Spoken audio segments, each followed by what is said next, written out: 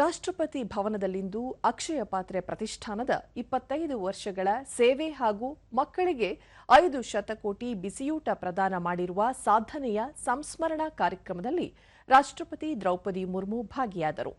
ಇದೇ ವೇಳೆ ರಾಷ್ಟ್ರಪತಿ ಮಕ್ಕಳಿಗೆ ಬಿಸಿಯೂಟ ನೀಡಿದರು. ಕೇಂದ್ರ ಶಿಕ್ಷಣ ಸಚಿವ ಧರ್ಮೇಂದ್ರ ಪ್ರಧಾನ್ ಸೇರಿದಂತೆ ಹಲವು ಗಣ್ಯರು ಭಾಗವಹಿಸಿದ್ದರು.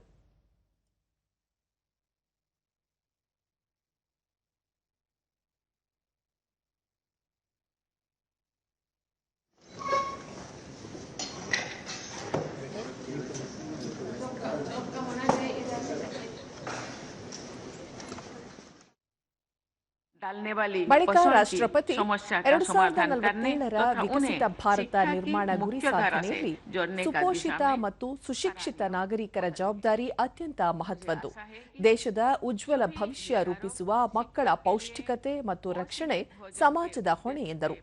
ಸಮಾಜದ ಪರಿವರ್ತನೆಯಲ್ಲಿ ಶಿಕ್ಷಣ ಅತ್ಯಂತ ಮಹತ್ವದ್ದಾಗಿದ್ದು, ಶಿಕ್ಷಣದ ಮೂಲಕ ವ್ಯಕ್ತಿ ಕೌಶಲ್ಯ ನಿರ್ಮಾಣ ಹಾಗೂ ಸಬಲೀಕರಣ ಸಾಧ್ಯ. ಶಿಕ್ಷಣದಿಂದ ಉತ್ತಮ ನಾಗರಿಕರು ರೂಪುಗೊಳ್ಳಲಿದ್ದು, ಎಲ್ಲ ಮಕ್ಕಳಿಗೆ ಶಿಕ್ಷಣದ ಜೊತೆಗೆ ಪೋಷಣೆ ಅತ್ಯಗತ್ಯ.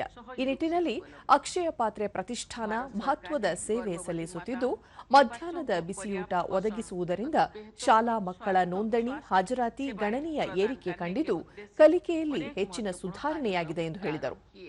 ಪಿಎಂ ಪೋಷಣ್ ಯೋಜನೆಯಡಿ ಕೇಂದ್ರ ಸರ್ಕಾರ ಬಾಣಂತಿಯರು ಮತ್ತು ಮಕ್ಕಳ ಪೌಷ್ಟಿಕತೆ ಹೆಚ್ಚಳ ಹಾಗೂ ಆರೋಗ್ಯ ಸುಧಾರಣೆಗೆ ಹಲವು ಕ್ರಮ ಕೈಗೊಂಡಿದೆ. ಸುಪೋಷಿತ ಮತ್ತು ಸುರಕ್ಷಿತ ಭಾರತ ನಿರ್ಮಾಣದಲ್ಲಿ ಈ ಯೋಜನೆ ಮಹತ್ವದ್ದಾಗಿದೆ ಎಂದರು.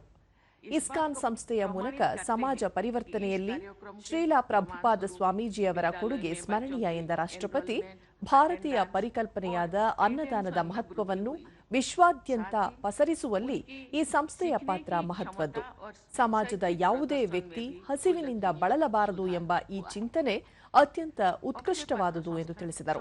ಶಿಕ್ಷಾ ಅಭಿಯಾನ के उद्देश्य को आगे बढ़ाने में भी महत्वपूर्ण भूमिका निभा रही है, जिसका लक्ष्य वर्ष 2030 तक सभी बच्चों के लिए गुणवत्तापूर्ण और समावेशी शिक्षा सुनिश्चित करना है।